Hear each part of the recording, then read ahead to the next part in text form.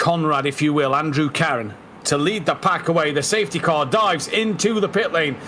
And for the third race of this season, Hooverson's already decided to go, and we are green here at the Sebring International Raceway. It is a great start from Hooverson already, pulling a bit of daylight between himself and second place. That is Nesov going side by side and three wide in towards turn one. They come around now. Look at that car. In fifth place, trying to capitalise on this. Nesov couldn't get through, and then now back to two abreast in towards turn two. There you go. That is Pala, who's got alongside and ahead now of Carron. Into 3 and 4 they come. Tight and twisty for the opening part of this lap, but Hooverson there got away well. A few spinners in the background pack, and a bit of drama we've seen already. Yeah, absolutely. That was a chaotic start. I mean, we even saw that Gregory Hooverson taking a completely different line on turn one to try and avoid a little bit of contact there. It did work, but oh my goodness, there is action underneath the bridge. There is so many bumpers coming off of these GT3s, flying, and debris is lying all over the track and concrete. Nesov, Laubish, Polisek, Castro, DePaula, Campbell and Ahmed as Nesov goes for the move up the inside into the final corner of that of Carron. Great move up the inside, gets it done on the exit, can run fully out wide to the tyre wall. Side by side here as well for Tyler Campbell. Aggressively trying to hold back there. And just a little bit of a replay, a little bit further back, the pile-up on board here with Cameron Brown. You can see just side by side over there, and a little bit of a touch in front and just nowhere to run. And there's the blockade we were talking about, completely sideways over the track. And it just causes a massive few continuous bumpers being touched. My goodness, and it just falls all the way off underneath. Today's final couple of corners really does, though, under the braking. Look at the amount he gains, and that's because Laubish has gone up the inside, so he's had to run a little deep because Laubish has made the move, and a great move it was indeed. Hooverson there being caught by Pala just ever so slightly, and Laubish now moves up into P.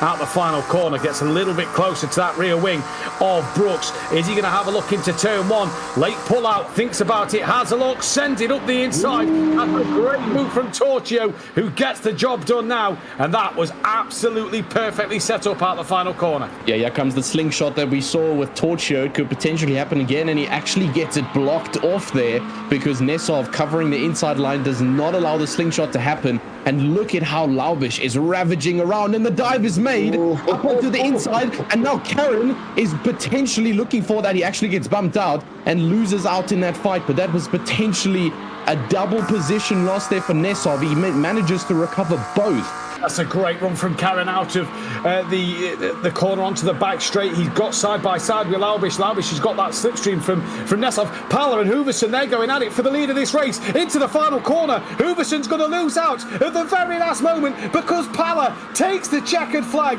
and will win here at Sebring as they push each other across the line. Nesov will hang on into P3 from Laubish in fourth. Carron will stay in P5. And that was absolutely dramatic at the end. We'll see what happened. Must have been a slight mistake. No, more committed on the brakes. Look at the speed he takes in. Bit of door bank there, bit of hip and shoulder. Was that a little bit of a push to pass? Well, the stewards are the ones who's going to have to decide that one. Hooverson then tries to give him some back, and they cross the line. And look in the background there. There is Laubish, Nesov and Carron, and still bit of hip and shoulder. Yeah, no, I think that's definitely where the nudging is coming from at the end. I think Hooverson thinks this might have been a little bit not so fair. You can see the bump to, like you mentioned there, the push to pass, just pushing him off his line there, and losing significant speed over there, and just losing out. We might just see the same thing, or we could see a little bit of a better perfection from last race. But as we talk about it, here it comes, because Campbell leads a very aggressive pack of McLaren's behind him, holds off on the inside. You can see Laubish, there's contact, massive contact at the back. And that looks like the legendary Eagle spun around first. He's getting mounted at the back there, and there is massive contact. Not even turn one has been reached. A couple of drivers going off. There goes Torchio just off the left side. Campbell maintains his lead. Another lap goes off, and another car. That's Carron. Around a little bit of a pit maneuver, and that's Carron, who had a massive hand in last race, fighting for the podium. There has just been taken out. Michael Polisek climbs up into first position now with Tyler Campbell in second. Alexei Nesov already in third position, fighting Nicholas Laubish again. My goodness, guys, I thought we were going to have a better start to this. I thought, the drivers are going to have the Lightning McQueen packed away, but there is no form of that here. The elbows were out, nothing happened, and it's just going to happen again and again. Sorry, Tristan. Worse than the first race. Laubish and Nesov, they lent on each other. They both had a bit of a wiggle, and that's opened the door for Pala to have a little look. Laubish and Nesov still side by side, coming through the right-hander. There is contact and bumper-to-bumper action everywhere you look. Laubish and Nesov really fighting aggressively. This has allowed Polosek and Campbell to get away, and Pala now looking up the inside of that of Laubish, nearly into the back of Nesov, pushes Laubish towards the gravel. It has been an absolute chaotic opener to this race. We have lost to the pit lane. 10 cars who started this race have entered into the pit lane, and that's without the ones that's already came out. I think it was 13 cars with the looks of the timing screen have been into the pits or are still in the pits.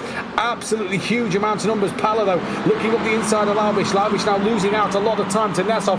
That is Castro, who's on the front row of the grid. He's now getting that bump draft from that of Laubish. There's a car just in the background. That is De Paula. No front bumper look on his McLaren, trying to come through in the slipstream as well. And now Pala loses out toward of that of Castro. Laubish stays ahead of them all. I don't know which way to look because Pala's back up the inside. They're three abreast nearly in the background. Hooverson trying to stay out of trouble with Robertson De Paula. And that is Castro and Pala still going at it. And Hooverson trying to get past as well. There is drama no matter where you look at the opener of this second race. Castro now up the inside, turn one, bit of hip and shoulder again, pushes Pala out, and Pala and Hooverson have come together. Hooverson's off, they're in the wall, they're backwards, they're across the track, and how they haven't hit anybody, I do not know. Guys, I don't even know what to say here. This is absolutely insane action. And 3 wide on the exit becomes 2 wide, which becomes Polosek in the inside line for turn 2. That is a lovely race start and a great opportunistic move from Michael Polosek there to get himself into the lead of this race. As you can see in a little bit of change over there. And actually up in front as well, Khan just makes a position on Roberts. But here comes Alexei Nesov. The position for second has changed. And Michael Polosek needs to watch out now because now the champion, the reigning champion from the first event race 1 and 2 from last week is coming back to hunt down yet another pole. As they come down the right-hand bend coming up, Laubish gets past Campbell on the timing screen. Robertson has passed Ware and Torcho to the outside line. Where is Roberts appearing from? Nowhere at the minute because they're still side by side. Ooh. That was Nicholas Laubish. That was Nicholas Laubish and Campbell who were both off down the order. But this is what happened. Laubish looking up the inside. He's there. No contact yet. There it is. There it is now. Can we get an onboard shot of that? Throwing his hands in the air aggressively there, but as you can see, squeezing. Yeah, that's definitely a little bit of a space that was not left there for Campbell. Unfortunately, Laubish just getting a little bit too aggressive on that inside curb.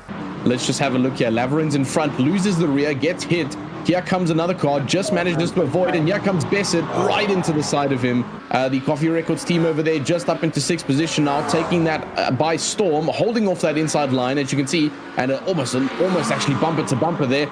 Very safe though, and once again, that looks like Queen gets right back in by the Roasted Records team, just holding off in front there. Tyrone Roberts has really found his grip. So he has gone, oh no, well, I say he's moved up into 3rd place. They're absolutely door to door, wheel to wheel in the middle section of the lap. A bit of hip and shoulder. Both come out okay. Still a bit more rubbing. Rubbin's racing. But this is an interesting one into the right-hander now. Still leaving each other just enough room. Zane Khan giving everything he's absolutely got. He has put on some great moves. Castro will want this podium as well, though. And now Khan moves in front into the left-hander. Job done. The first over, there we go. Nilsov has made the position. I just saw that now on the live timing board. That looks like a quick dive up on the inside. We were just talking about the driving styles, and as soon as we dip past, he's like, yep, this is the time. Look at this insane lunge up the inside. He saw the early braking there from Polosek, and he's like, this is my position to make. But Alexei Nesov, a lap ago, he made the lunge. He got the move done. It's going to be 3 from 4 for Alexei Nesov, who will take the checkered flag here at Sebring to win the second race here this afternoon at the league by Fox Tech. Polosek P2, Zane Khan, probably the driver of the day, like you said, P3.